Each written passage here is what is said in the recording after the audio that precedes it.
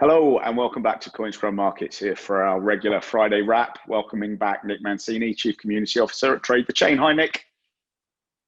Hello, how's it going? Happy Friday. Happy Friday to you as well. Bit of action this week, a little bit of panic going on maybe, but bouncing. Some coins stuck in ranges, some breaking out of ranges. What were you looking at in the news before we look at some of the sentiment and technical analysis this week? Yeah, so I think you hit it right on the head.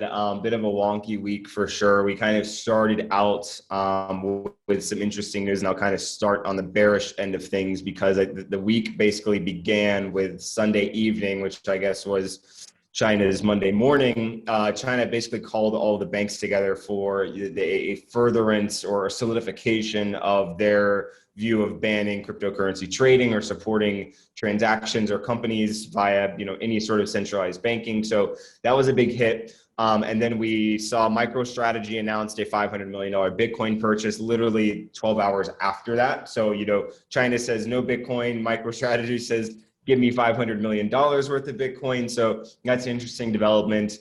We had Citigroup enter crypto trading this week. So they've got a desk. They're mainly high net worth clients, but big, kind of 180 from their previous stance, along with, Goldman and a few others. Andreessen announced a $2 billion crypto fund. And I think the biggest thing about this is if Andreessen is investing $2 billion, they're expecting to likely make 10 billion or more, maybe even double that. So if they're injecting 2 billion, they want to grow that market cap of whatever that money will be worth, 10 to 20 fold, which is a bullish bet on the crypto industry. Paraguay is reportedly considering making Bitcoin legal currency like El Salvador, and those were a little bit more bullish. And then in a neutral kind of stance is Bitcoin CME options expire today. We are seeing a little bit of bearish action, but because mainly what traders do is they'll hedge with either buying or selling physical Bitcoin to hedge their trades. So we're going to see a lot of spot action in relation to the CME close today. So very all spectrums of the market in terms of sentiment this week. We had bearish all the way to bullish, and I think it's reflected in price action too. So yep, I guess so. Traders will need to take their pick what they want to follow. Yeah, seriously. What mood they're in. But yeah, I guess that has been reflected in the price action this week, and as you say, on the sentiment. So let's start by looking at the Bitcoin sentiment chart. Certainly, yeah. So Bitcoin and sentiment have been very closely correlated. I think, as you can see by this chart, it's near 1-to-1. And if you look kind of in the June 21st, you can see what I was talking about with bearish sentiment coming in from China. And then in the morning of the 21st, sentiment shot up because of MicroStrategy. I think the most interesting part about this chart and kind of furtherance of the impact of sentiment on price is if you look in the early morning of the 21st, as well as midday on the 22nd, you can see sentiment kind of bottomed. It hit a double bottom in the mid 30s range. Right after that second double bottom on the 22nd, price began to skyrocket along with sentiment. So we're seeing sentiment kind of play in with some technicals, which is very nice to see.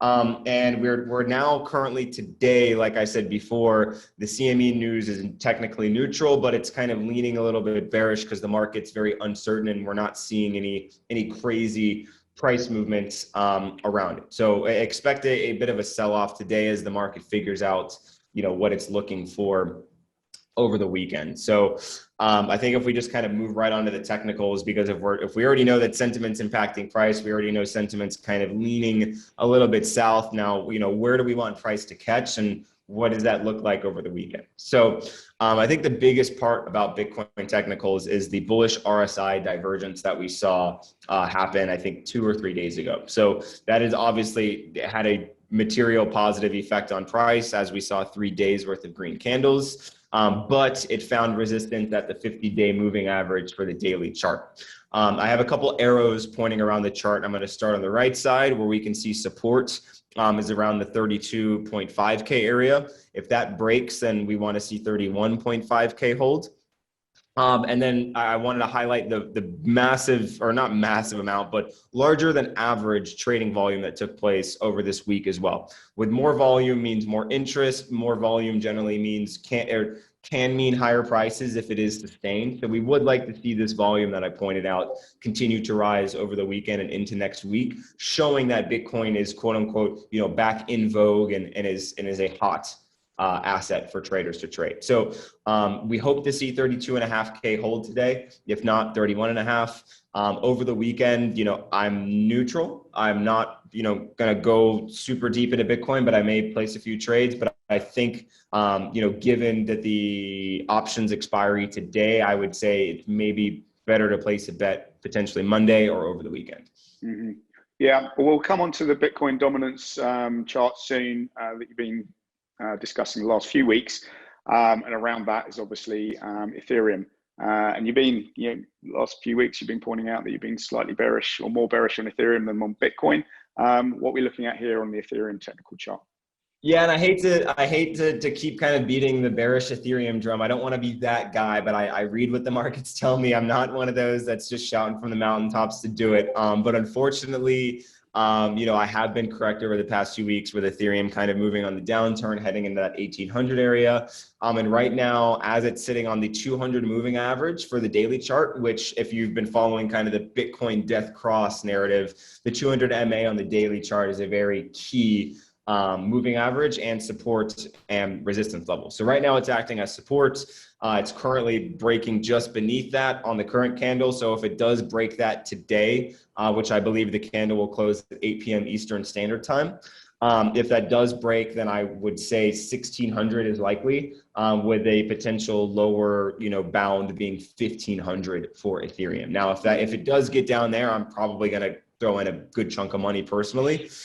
So I think, I think that's a very good level to get in, but it's not looking good in the short term and especially over the weekend. And by the way, Bitcoin futures for the CME expire on Monday. That's the 28th, I believe. So be careful trading Ethereum before Monday.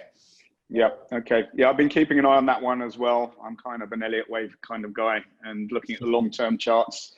Definitely keeping an eye on the early 2018 all-time high.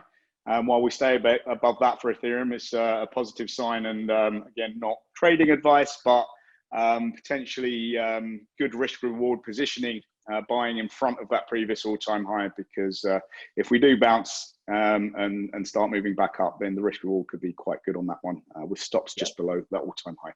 But anyway, we can come back to that another day.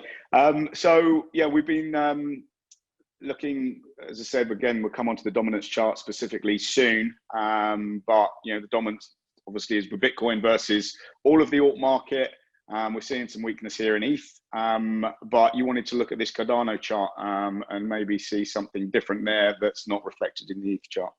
Well, yeah, we've been talking about Bitcoin and Ethereum for the past couple of weeks, so I figured we'd switch it up just a little bit and maybe highlight another large cap that the market very much loves, and I'm sure your audience is trading or holding as well. So Cardano has obviously been a darling coin in the market. It's been a hotly talked about coin on pretty much every social media site, and I wanted to highlight the recent sentiment spike for Cardano just because of how massive it was and the price impact that it ended up having as well. So just to quickly go through this chart, as you can see, the dip, or basically the bottom that ADA faced on the 22nd coincided with a rise in sentiment. Now, since that rise in sentiment and that price bottom, price went up not 10%, not 20%, it went up 40% in about 3 days on the heels of just sentiment absolutely exploding. So what, both affect each other. It's an ebb and a flow, but seeing sentiment basically go from bearish to very bullish, which is, near 100, near perfect in terms of a bullish sentiment level, is shocking to see and just shows the power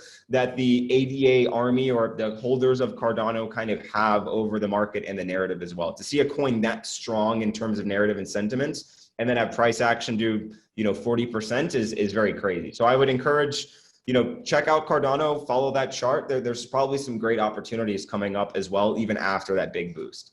Yeah, I think another one that held up well, and maybe this is feeding into this ongoing debate around Bitcoin's energy consumption and even Ethereum to a degree, and looking at these proof of stake networks, Solana similarly kind of bounced very strongly from its lows earlier in the week as well. So I think it'd be good to maybe look at that in future weeks, because it seems to show some similar type of support and price action as well.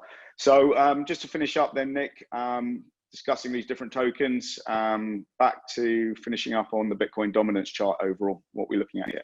Yeah, it's we got to bring it back full circle, and I do want to say I do agree with you on the Solana take. If anyone watches, any of our shows as well, we've mentioned that ADA and Solana are some of the strongest altcoins against Bitcoin. So you hit the nail right on the head there, Paul. Thank you.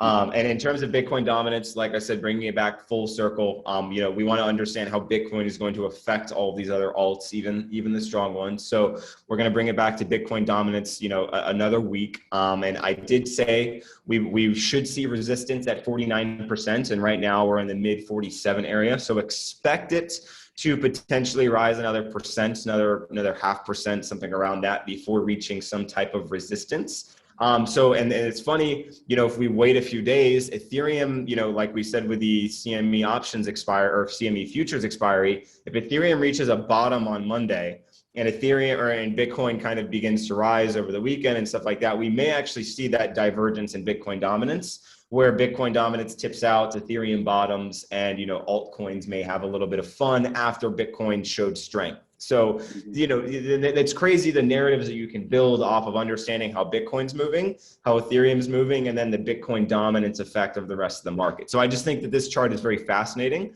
I think it very much matters until that resistance level at the 100 moving average. And I think it's really tough to go heavy into alts with a rising Bitcoin dominance level, because everything that this chart means is that Bitcoin is stronger than everything else. So if you believe that Bitcoin is stronger, then why take the risk with other weaker assets? So as long as this is rising, Bitcoin is going to be, the king of the markets, and that could change next week. Yep. So yeah, I guess within crypto, it's the safe haven asset. Might not seem that way outside of crypto, but it definitely seems to be performing like that within crypto, especially over the volatility of recent weeks, where people have been kind of switching out, and it seems to be, either in Bitcoin or not. So yeah, yesterday it was ranging in a $500 range for 14 hours, which was basically a stable coin for Bitcoin. So well, be careful what you say out there. Nick, thank you as always. Thanks for this week's roundup, and good luck trading next week, and we'll hear from you next Friday. Thanks so much, Paul. Have a great week.